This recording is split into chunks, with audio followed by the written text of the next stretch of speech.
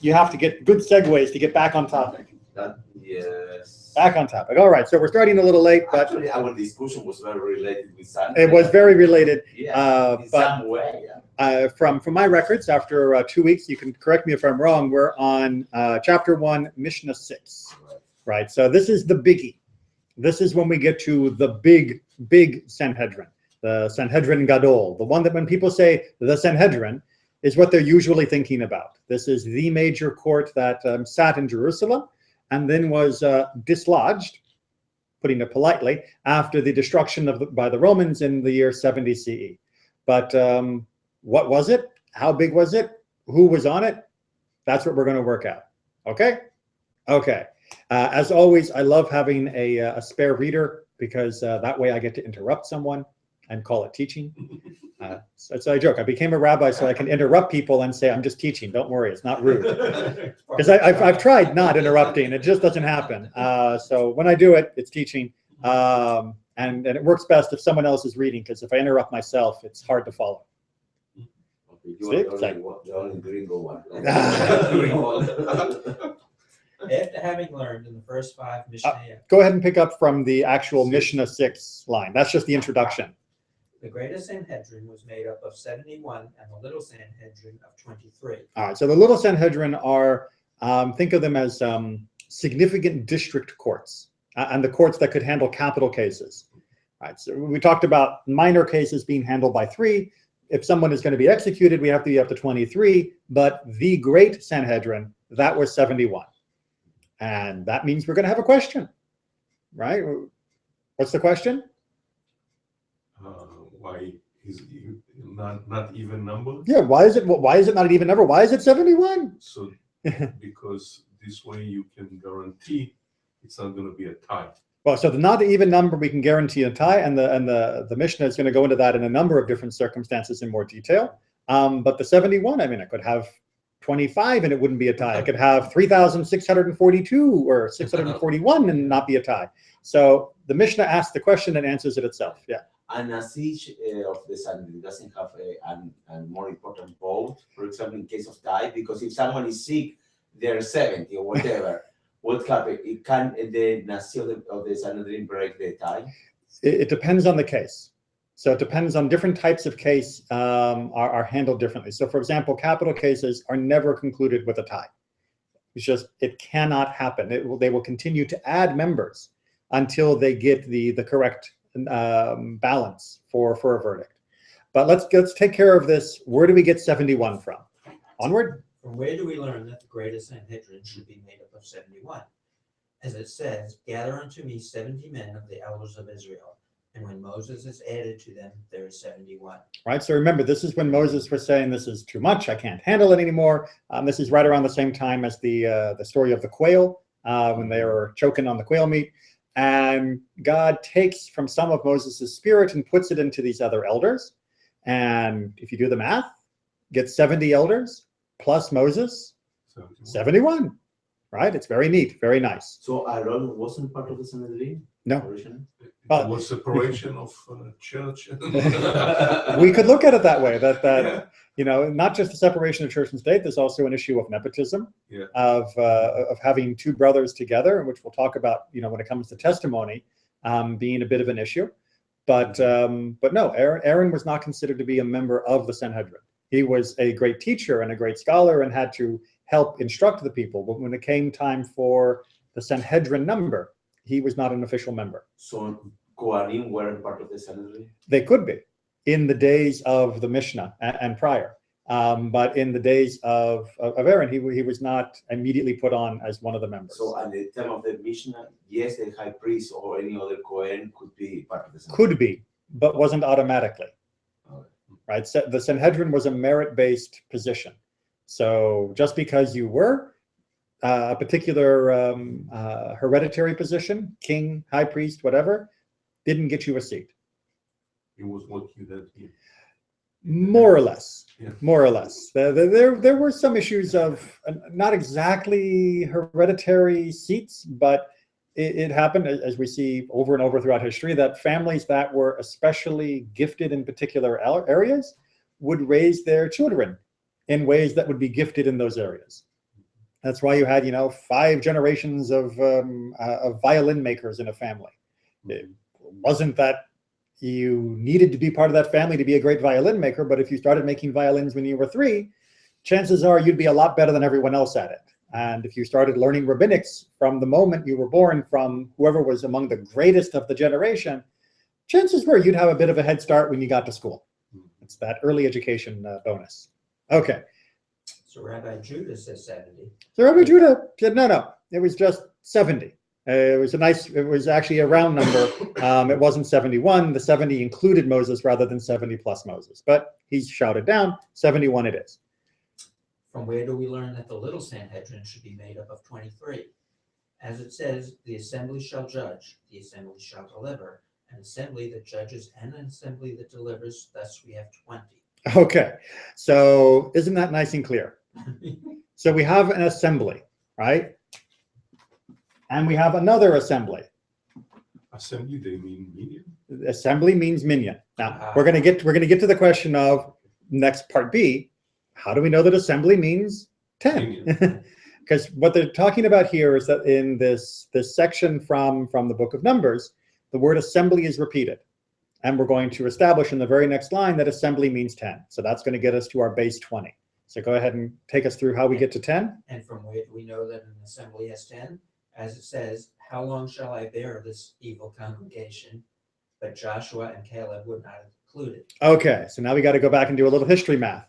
How many spies went up? 12. Okay, so there were 12 tribes that each sent a spy up into the land of Israel. And when they came back, they said Only 2 were positive. only Joshua and Caleb were positive.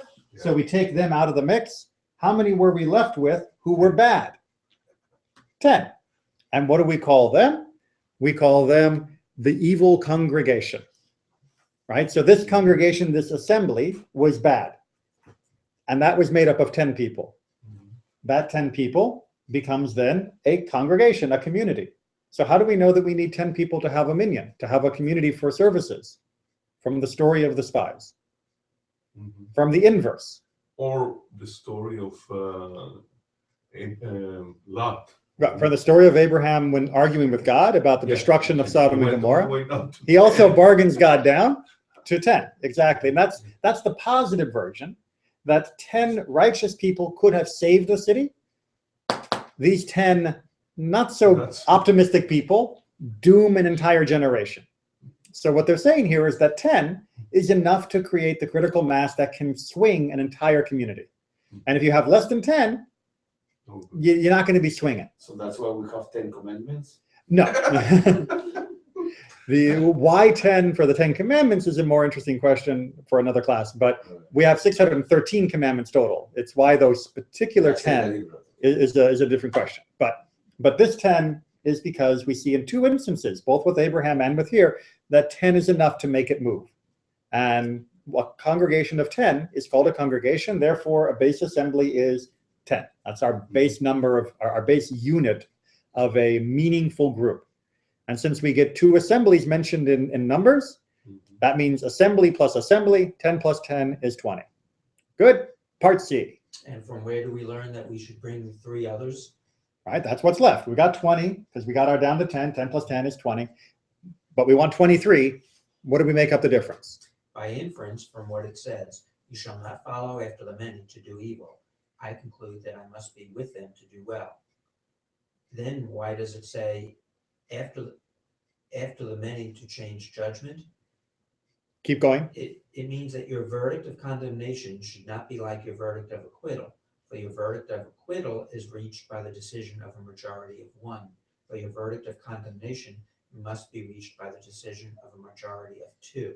All right, so this is a basic principle they're trying to establish, again, off these 2 verses, that you shouldn't follow after the many to do evil, which means that when it's good, you should be part of them, which means there should be a majority, right? That there should be a majority for decisions. Basic idea. So if I've got 10 and I've got 10 and I've got 20, we need to make that into a divisible number, a non-divisible number. We can't have a tie. We need a majority to go one way or the other in order that we can have a group to follow.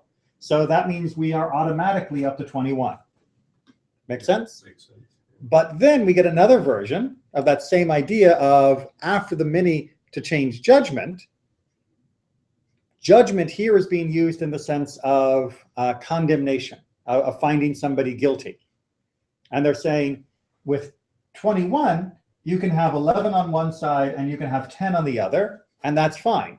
But when it comes to judging someone for condemning them, you need to have a bonus majority. You need to have it by 2. Gotta win by 2. You got to win by 2. Ping pong. I forgot about that rule. You're right. But like the Sanhedrin is like ping pong. You have to win by 2. Exactly right. And so they added another to them in order that you could win by 2. And so you get up 21 plus 2. 21 plus 2, exactly. So if it was 12 to 11, that doesn't cut it. No, and in fact, in other parts of rabbinic literature, they talk about you would have to add in more judges. You say, okay, we're deadlocked because it's only 12 to 11. So we need a decision on this. Bring in more people, and eventually, if you just can't convict, you can't convict. It happens. tie case or whatever they call it here. What is it? Hung jury. Hung jury if it's a jury. Except in our juries, you don't add more people in. But since they're the judges, the lawyers in the sense of the investigatory people and the decision makers, the jury are all the same group, they could add more people in if they wanted. Okay, so in order to make it divisible equally, because you can't just go to 22 then, you have to get up to 23. Or to make it not equally divisible, you end up having to get to 23. Part 3. And how many should there be in a city that it may be fit to have a Sanhedrin? 120. Rabbi Nehemiah says 230, so that the Sanhedrin of 23 should correspond with them that are chiefs of at least groups of 10. Right, so the first idea was, how big do you need to be as a city in order to be able to try these capital cases, these major cases that need a 23-person court? And the first answer was, you need 120 people. If you have a town, in the town, yeah. If you have a town of 120 people, then that town can put together its own Sanhedrin, its mini Sanhedrin, not the 71, but the 23, and they can handle their local cases, even including capital crimes. And Rabbi Nehemiah says, no, it should be 230, because then you are taking a chief of each 10. Remember the biblical idea of you had a chief of 10 and then a chief of hundreds and so on up the ladder of collective tribal organization. And that way you would have 10 or 23 leaders of groups of 10. You would have a broader buy-in from all the different groups. And that would give you enough. Because if you have only 120 and 23 people are sitting on the court, there's only 90 people left to be in the audience, as it were. It's a 23 out of 120 is a big percentage. And they talk about people or about men? Men. This is talking about the adult male population. Because you could easily have 120 people, meaning human people, inside a community, and not have anything like 23 adult males. So who won in this? What number they adopted at the end?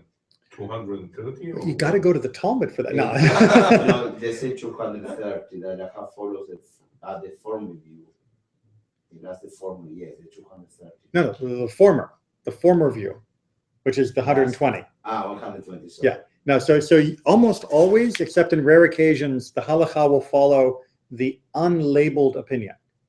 If there is, it's 120, and then Rabbi so-and-so says something different, Rabbi so-and-so usually loses. Right? He is contained, and maybe when we finish Sanhedrin, we can study Mishnah Idiot, which is all about why we keep minority opinions and many of the examples of them. The minority opinions are kept and are preserved in the Mishnah because those are important teachings of our people, but that doesn't mean we rule according to them at this day. Some hypotheses that sometime we may need to rule on the minority opinion or use it in some future date hasn't come up yet, but who knows. But usually that minority opinion is the minority opinion, and as we just talked about, we follow the majority. Good. Chapter 2. Yes? The high priest can judge and be judged. He can testify and others can testify against him. All right. So as we said, a high priest can be a member of a Beit Din, and he can be a suspect at the Beit Din. That is to say, a Beit Din has jurisdiction over him. Make sense? Yeah. All right. He's not above the law. Well, we're going to see that some people are kind of sort of above the law in just a minute. And that's why we have to spell out that he isn't. That a high priest can be judged and he can give testimony and others can give testimony against him. You know, I saw him rob Harry is a perfectly fine thing to say against the high priest if he actually robbed Harry. All right. He can perform chalitza for another's wife, and others can perform chalitza for his wife or contract. I don't know that word. Levirate. That's it. Levirate. Yep. Levirate marriage with his widow, but he cannot contract levirate marriage since he is forbidden to marry a widow. All right. So here's one of my little pet peeves. Why do translators translate a Hebrew word into an equally unfamiliar English word? Just leave it in the Hebrew, right? It's yibum, right? Yibum is when your brother dies, leaving no children, and you marry his widow in order that you, the new wife, and the brother of the deceased will have a child who will be considered the child of the deceased, right? Everyone got that idea? Right? It was a way of making sure that if someone died childless, that their inheritance in the land of Israel, which was the land that had been divided at the time of the conquest, would go on to the next generation. And that was important. The idea is still important, even though we don't handle inheritance in quite the same way. Chalitza, by the way, is when you don't do that, when you do not marry the widow, but instead say, I'm not going to marry her, and she is now free to go marry someone else. Because once the husband dies, and until either she gets married to the brother or she has the ceremony of chalitza, she is considered to be automatically connected to the living brother and can't remarry until one of these two things has happened, until that's been resolved. The living brother could be younger or older. Oh, yeah. Yeah, the living brother just has to be alive. They do want him to be of the age of maturity, not a 5-year-old, but yes, the living brother does have to just has to be alive. He can be older, he can be younger, he can be much older, he can be much younger. No, that who died. But the one who died could be that the youngest brother Right. or need to be like an older one. Would be like, Oh, you mean which brother has priority? no, for example, okay, let's say that there are 5 brothers, okay, and the youngest one is married and he died without any kids. So any of the oldest one need to become the wife. It's more complicated of priority and such, but yes, technically any one of them could, under right circumstances, be the one who performs levirate marriage. Yibum.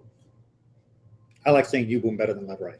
What is the minimum age? Like mitzvah? Yeah, adult, well, to be betrothed, but usually the consummation wouldn't happen until the boy was older. But What is older? it depended upon the individual community. But usually people may have been betrothed around that age, but they didn't consummate and live together as husband and wife until they were around 18, 19. 18, 19. Yeah. So the idea that people were getting married and starting their families when they were 15 is really a bit of a fiction. That didn't happen until very late in human history when we had the medical and economic resources to allow that to happen. For most of history, you had to be a little more battle tested before you could start a family. Okay, so you're a high priest and your brother dies. You can perform chalitza, that is to say the release for the woman, for another guy's wife. Your brother's wife, your brother died, you can release the woman, or vice versa, you die, someone can release your wife and then do chalitza for her. On the other hand, if you die, someone can marry your widow, but you cannot marry your brother's widow, because the Kohen Gadol was expressly forbidden by the Torah from marrying a widow. The Kohen Gadol has a very narrow choice of spouse. It's one of the disadvantages of being the high priest. So he is not allowed to marry a widow, any widow. whether it be his brother's widow or whether it be just a regular widow from, he met at a synagogue function. So that what they're doing here in the Mishnah is, as long as we're talking about limits on the high priest, let me mention this one too. It's kind of an aside. And the Mishnah does this sometimes. Remember, the Mishnah was designed to be memorized, and mnemonics often work well when you can cover a topic a little bit systematically. So the high priest can judge and be judged. The high priest can testify and others can testify. The high priest can do chalitza and others can do chalitza. It flows right into that format for memorization and repetition. All right.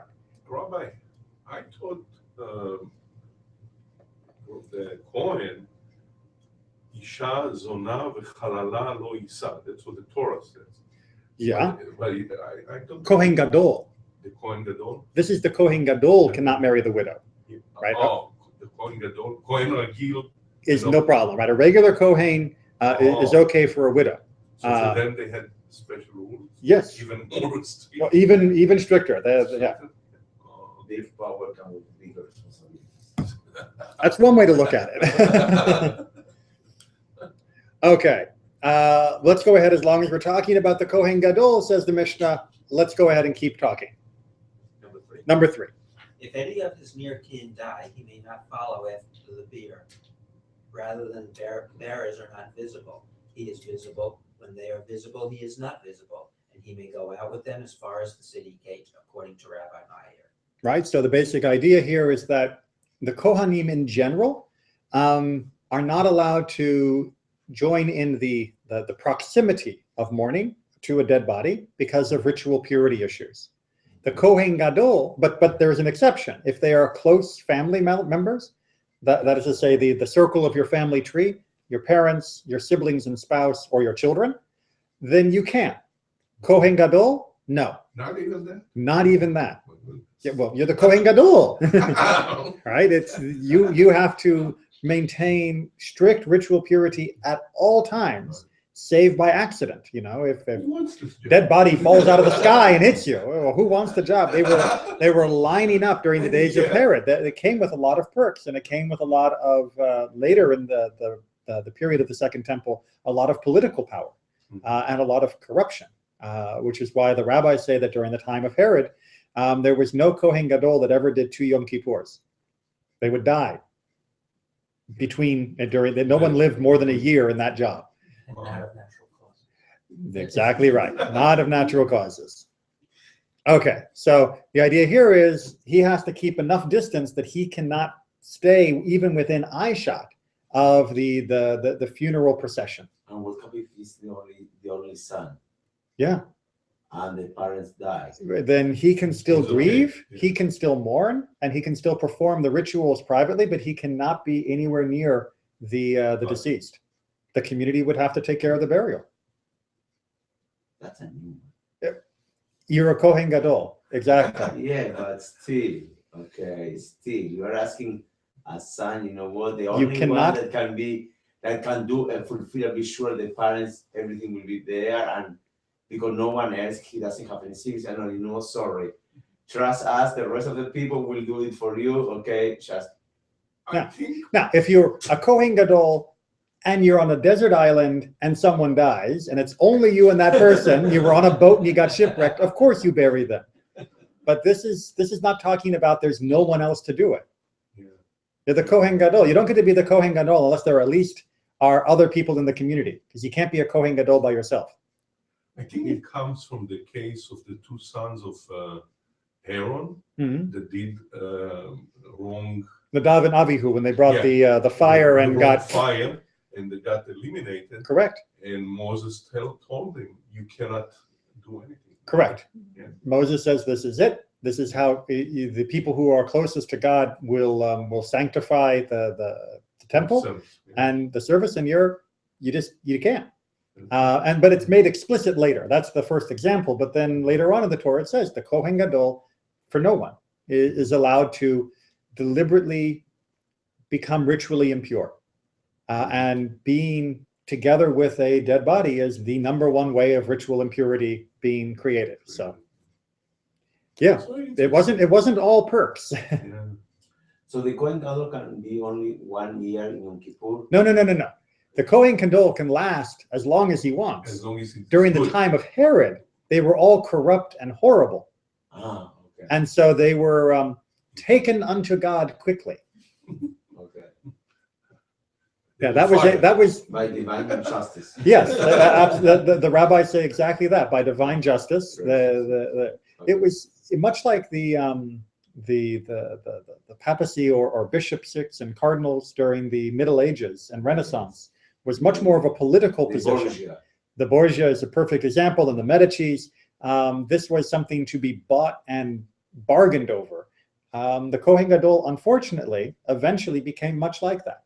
And that was one reason why the rabbis, the sages who wrote the Mishnah and were doing law at this time, they believed strongly in the idea of the temple.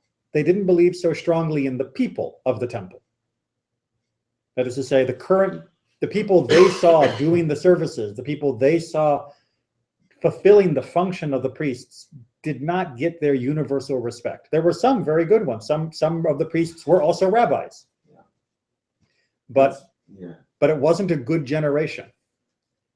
There's a reason why all those guys ended up out by the Dead Sea writing weird books that we call the Dead Sea Scroll, right? That they went out there, and if you read their books, not the Bible books, but their own books, it's all about how corrupt the temple was and how terrible the priests were and how God was going to destroy the temple to purify it, and they would come back and take over.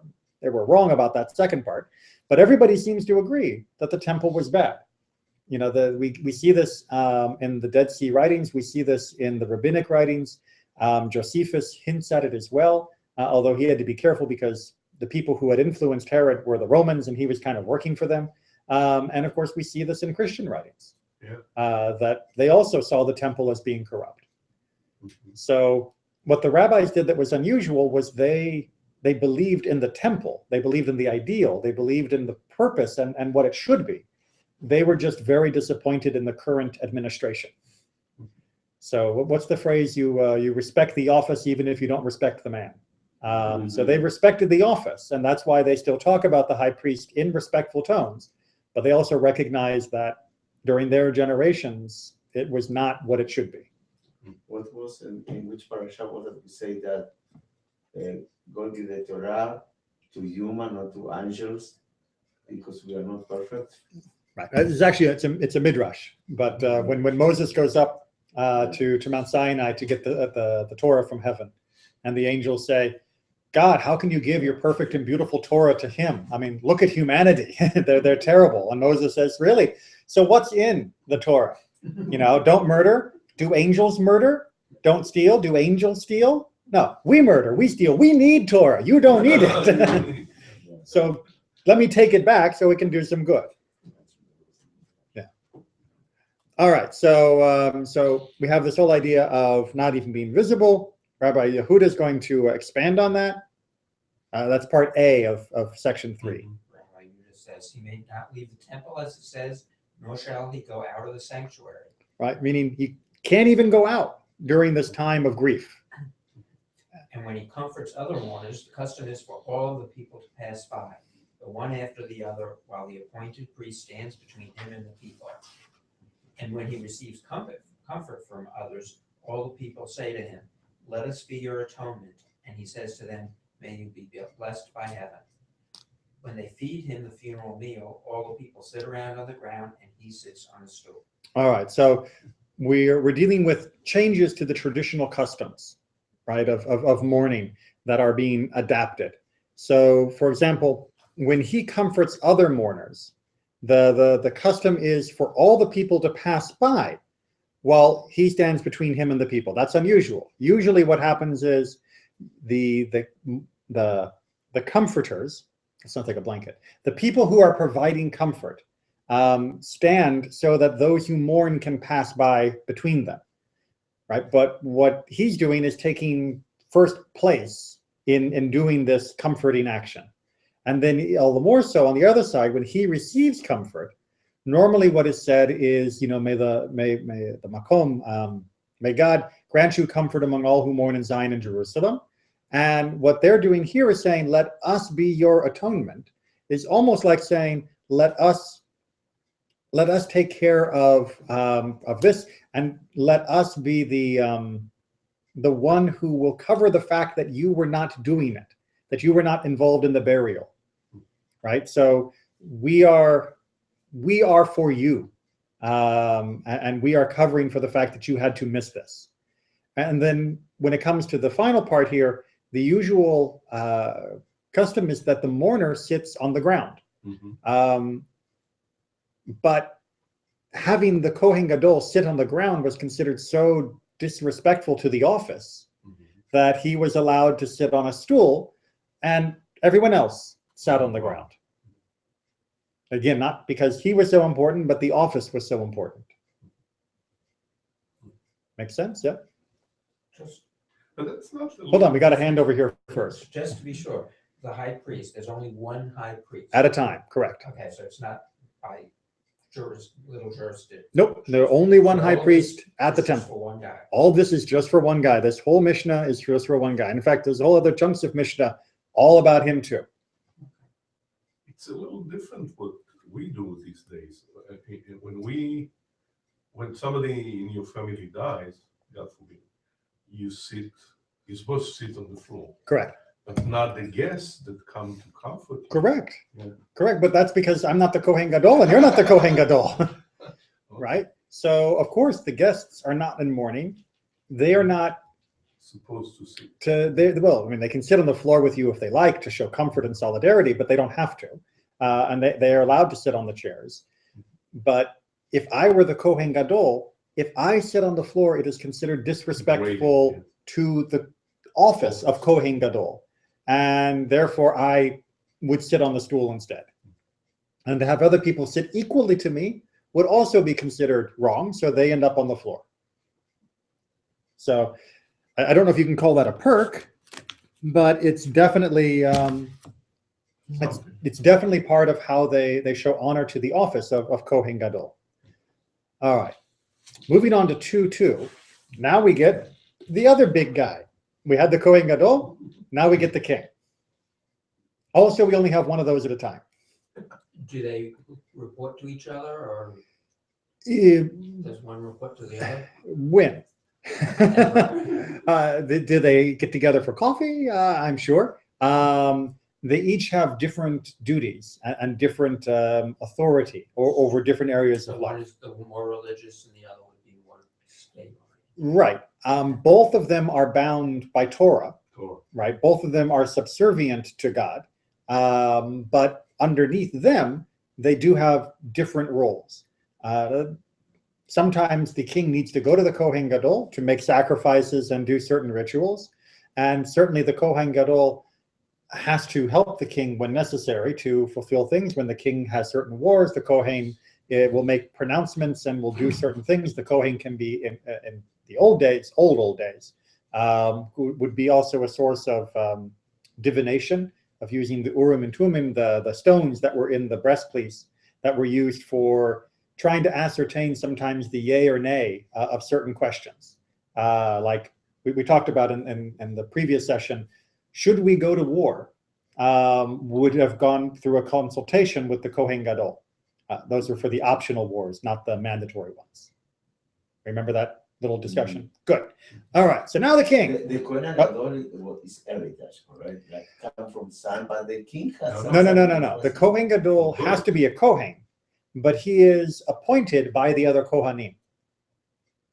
And not by the king? No. Well, under Herod, yes, that was part of the problem. Oh, yeah. Right? But officially, the Kohen Gadol was selected from among the other Kohanim. So they voted. They had their process, yes. Like it was the most popular one, the oldest one, the wisest one.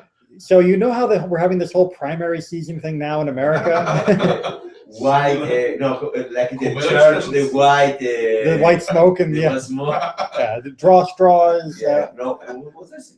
Because we are talking about the Kohanim, and you say that the Mishnah we like to jump by topic. Yeah. Now, how was the selection? The Kohanim were allowed to select by their own rules. So the Kohanim appointed. Do we know the rules? I haven't studied that particular section, so I don't know off the top of my head all of the rules. But I do remember that it was their rules, not rules that were imposed upon them. That the Kohanim were kind of their own little group in many ways. We know they had special laws regarding their purity. We already talked about some of them with regards to burial. And the rabbis didn't like to interfere in internal Kohanim politics, except when they had to. And there were some times when they had to, like when there were murders. Because we know that there was a lot of politics among the Kohanim of who got the best jobs and who got the best sacrifices and the things like that, and who got the best donations. But the selection was left to them. And what happens if the king, for example, doesn't like the selection? Then you end up with lots of fun politics between the Kohen Gadol and the king. And then, if So something happened to the Kohen Gadol, accidents happen. happen. Yeah. Sometimes more often than others. Sometimes they would have a caucus, sometimes they would have a primary. Exactly. Sometimes they would. There would be bound delegates and unbound delegates and super delegates. And what, do you think we invented politics in the 21st century? The zombies delegate now is. There's to talk about Kohanim politics just for a little bit, but then I want to talk about the king tonight. Yeah. Great story in the Talmud of a murder between two Kohanim in the temple, and the victim's father is there, and he sees his son with the knife plunged into him, and the son is still breathing, right? And he says, get him out, but don't take out the knife. Because if you take out the knife, he'll die, and then the knife will become ritually impure. The knife, well, because the knife would then be in contact in the same area, in the same zone as the corpse. And so he wants to make sure they take him to an outside area where the knife can be removed and not become ritually impure. Because if you're inside of a closed area, then everything in the area becomes ritually impure when there's a death. But if you're out in the open, it doesn't. And he's more worried about. Died yet. Right, he's not dead yet. He's not dead yet. The blood is still pumping. Very professional. And that's what the rabbi said, is that he's more worried about the knife than he is about his son. Right? And the fact that his son was stabbed over Kohanim politics. We know of other Kohanim that were trampled when there was a first come, first serve policy of who got which part of the sacrifices. They were literally running up the ramp to the altar, pushing each other off to get the best piece at the sacrifice. And so the rabbi said, no. We're going to do this by rotation. We're not just doing first come, first serve. So like I said, the rabbis recognized there were some pretty big flaws with how the Kohanim were behaving during their generations. They liked the idea, and they wanted the temple to be made right, but they knew it wasn't there yet. Good? Well, not good, but you understood? Okay, onward. The king can neither judge nor be judged. He cannot testify, and others cannot testify against him. He may not perform chalitza, nor may others perform chalitza for his wife. He may contract. He may not. He may not contract levirate marriage, nor may his brothers contract levirate marriage with his wife. Rabbi Judah says if he wished to perform chalitza or to contract levirate marriage, his memory is a blessing. They said to him, they should not listen to him. Okay, so the king is special, not just because he's the king, right? And no Mel Brooks quotes, please. Because actually we're going to find out there are limits to the king here. The king is in a position where his authority in the ancient world was absolute when he used it. And that meant that he could not stand before the Beit Din, before the Sanhedrin, as an accused. Nor could he serve as a judge on the Beit Din, because who's going to disagree with him? And the rabbis were very concerned that the Beit Din, the Sanhedrin, should be a lively discussion. But if the king says, I think he's guilty, no one else is allowed to argue with him, partly out of fear and favor. They're worried about repercussions, and they're worried also about moving up in the eyes of the king. That would be skewing the judgment. Same thing with giving testimony or having testimony given against him. So he is not above the law in the sense that he is still bound by Torah, and God takes care of him. And we see God taking care of many Jewish kings, most days. But he is outside of the regular secular legal system. And that was simply a realia of the ancient world. It was just how the system was able to function despite being so dysfunctional. I mean, we have to marvel at what it takes to have a combination of the will of the people, which is coming up from the ground, and the necessity of an authority coming down from the top, finding a place to balance. And what the rabbis balanced to that was saying everything below the king is fair game for secular law. And secular law, yes, includes Torah law, that it was synonymous in their eyes. But nobody is above the law from the king, from just below the king. Right? So they drew that line of justice right up there, but they did recognize that the king had a special position within the community, within the society, within the function that he performed for the entire nation, that put him outside the normal course of human justice, and it was left to divine justice. In fact, it was so outside the course that even if he wanted to, they wouldn't listen to him. That's what that quote there means, right? That if he said, look, I can't do chalitza, which means she's not free, and I can't do yibum, I can't marry her, which means she can't be married and have a child, the woman is stuck, right? If the king's brother's, if the king's brother's wife dies, backwards, if the king's brother dies, his widow, the king's sister-in-law, is trapped, according to the Mishnah. And that's why Rabbi Yehuda says, if the guy wants to do either let her go or marry her, we should say this is a blessing. And the other rabbi said, no, it's not up to the king. This is not about kingly discretion. This is about us fencing in the king to say, you're up here and you got a job to fill, and you don't get to cross the border when you feel like it. And we don't get to cross the border into your world either, because you are a position unique unto yourself and essential within the system of our governance, unique. And that means there are limits on you, even though there are also huge limits on us. So this is the equivalent of checks and balances. It's very interesting your perspective, because when I read that, I wasn't thinking about protecting, fencing the king war.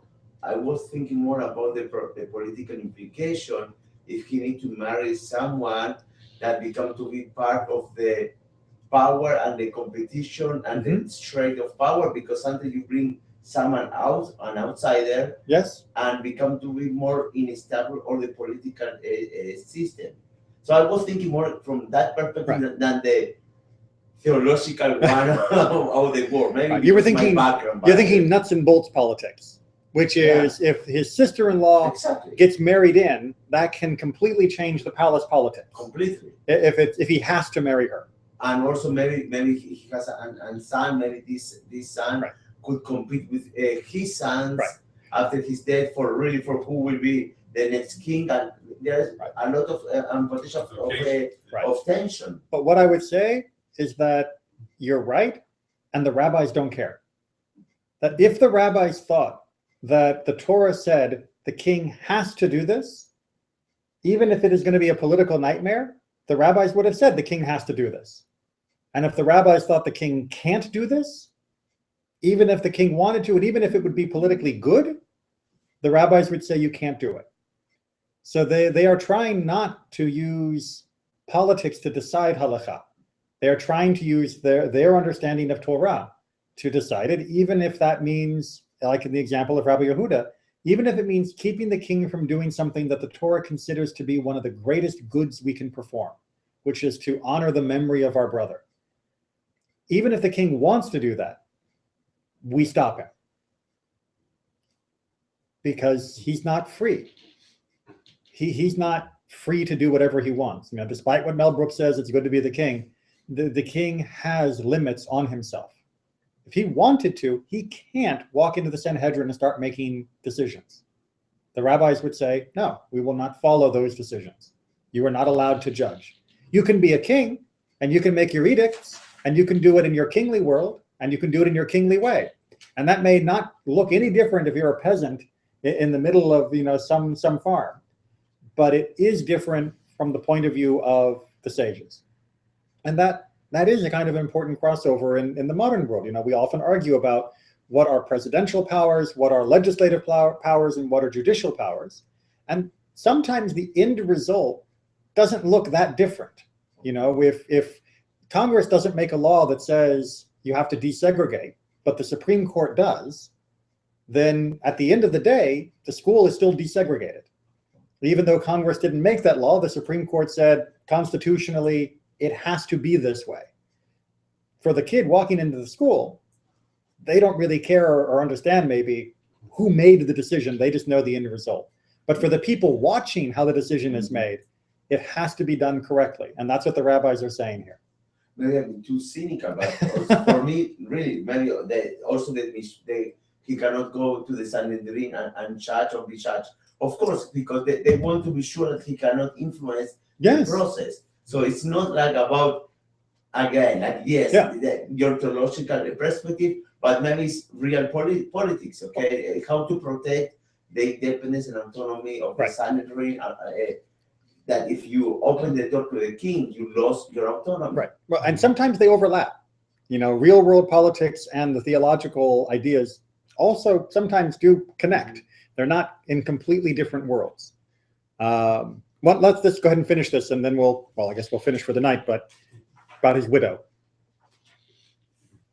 That's 2 paragraph 3. None may marry his widow. Rabbi Judah says, the king may marry the widow of a king, for so have we found it with David, who married the widow of Saul, as it says, and I give you my master's house and my master's wives into your embrace. Right. So, yes, his daughter, not his wife. He married the daughter, but as what he's reading here is the master's house. According to Jewish exegetical precedent, whenever we talk about somebody's house, we are talking about their wife. You don't believe me? No Chinatown references. What? No Chinatown references. No. So, for example, every time you see the word mayim, every time you see the word water, it means Torah. Right? It's one of those one-to-one poetic usages that the rabbis always read. Whenever you see the word mayim, water. Right? Torah and water are synonymous in the eyes of the rabbis, and house and wife are synonymous in the eyes of the rabbis. So when they talk about making atonement for your house, it means a wife. That becomes very prominent in the section that deals with Yom Kippur, where it says the Kohen Gadol has to be married in order to perform the Yom Kippur sacrifice. In fact, they even appoint a backup wife just in case the first one dies, because it says that he makes atonement for him and his house. And they say, well, what does house mean? It means wife. That means he's got to have one. And here too, when it says that he takes his master's house, it means he takes his master's wife as a wife. That's what Rabbi Yehuda is saying.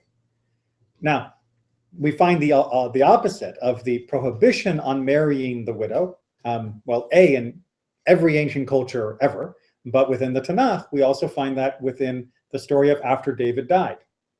If you remember when David was old and sick at the very end of his life, they bring in a young girl to warm the body, to warm him up. He doesn't know her in the biblical sense. He's not intimate with her. After he dies,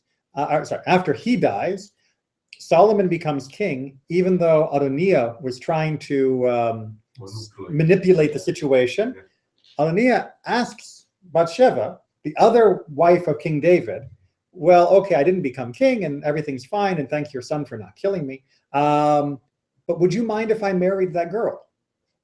Could I marry? I like her, and I'd like to marry her, and we can go live together in a palace somewhere, and I won't be king, but I really kind of like her. And Bathsheba goes, well, no, that's not to sound too bad. And she tells Solomon, and Solomon goes, what are you talking about? Kill him. And he's executed. For him, his brother, Adoniah. Because the audacity to ask to marry even a woman who hadn't been married to the king but had shared his bed was tantamount to treason. And there is a lot of evidence of that in ancient cultures, that a king's wife and a king's concubine were absolutely considered to be statements of authority and sovereignty more than romance. What was when Absalom had his coup for the short time against King David. King David had a troubled family. What was one of the first things he did? He slept with all of David's wives and concubines. It was his way of showing dominance over his father's court.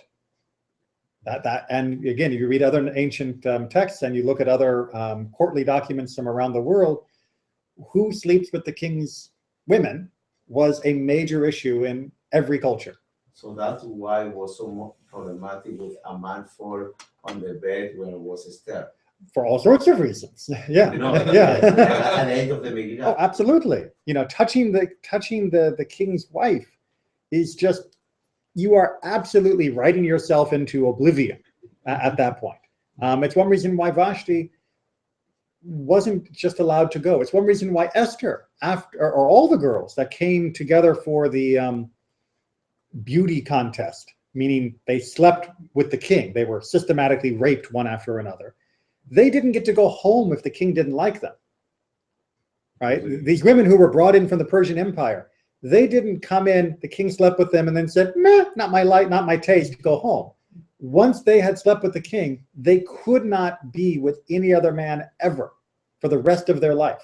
Really? Yeah, absolutely. And what happened with all of them?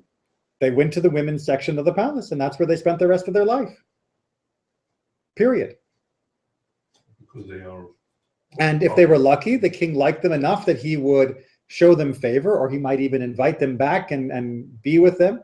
That's why Esther's rise is so impressive, because the harem back then was predominantly just women that the king had acquired, not spouses, not partners. And those women were not free. And when the king died, they didn't get to marry anyone else either, because they had been touched by royalty. They had become kingly property. I know it's not exactly what we call democratic values. And it's certainly not what we call egalitarianism. It's not what we see on The Bachelor. It's not what we see on The Bachelor, no. It's not what you see in Game of Thrones either. But the idea of who rules breeding rights is a very important political issue for most of human history up until the 20th century. And who is controlling the breeding rights among the royal families is absolutely one of the major questions throughout human history. It's not one that we talk about now, although people do still get a little worked up over sex scandals among politicians. And I always think that that's a little bit of this leftover. You know, the whole Monica Lewinsky thing or all that kind of stuff is a little bit of our hang up about these issues still. But yeah, thankfully we've moved on a bit. We start with politics and we end with politics. All right. Take care, everyone. And we'll move on a little bit more next week. Rabbi, will leave this booklet here? If you will, yes. Like I said, if you want a copy, I'll be happy to